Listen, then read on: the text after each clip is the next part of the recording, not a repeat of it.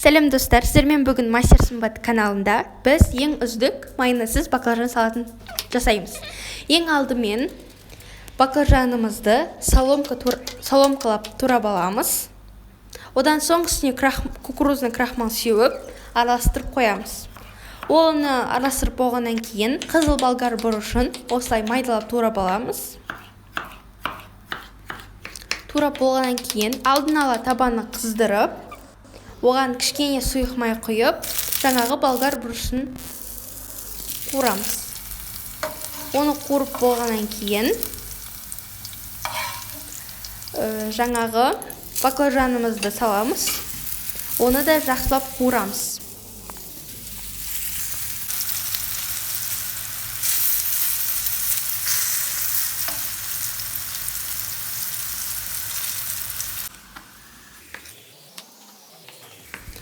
Баклажанымыз қуырылып жатқан кезде қызанағымызды дәл видеодағыдай турап аламыз.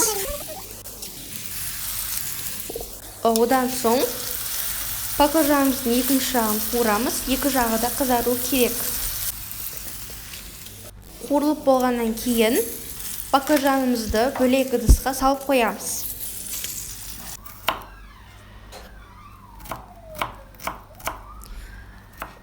Салып болғаннан кейін сарымсағымызды майдалап тураймыз.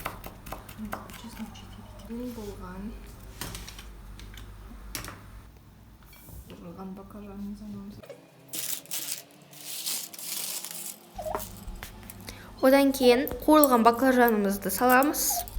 Оның үстіне қызыл болгар бұрышын, сосын сарымсағымызды салып, жақсылап араластырамыз.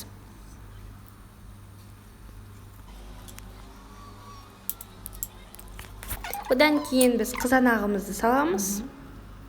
Бұл салаттың ең ерекшелігі соусында. Бұл соусты Магнум дүкендерінде көптеп сатып алсаңыздар болады. Бұл салат майонезді жақсы көрмейтін адамдарға арналады. Содан соң кинза шөбімізді сеуіп,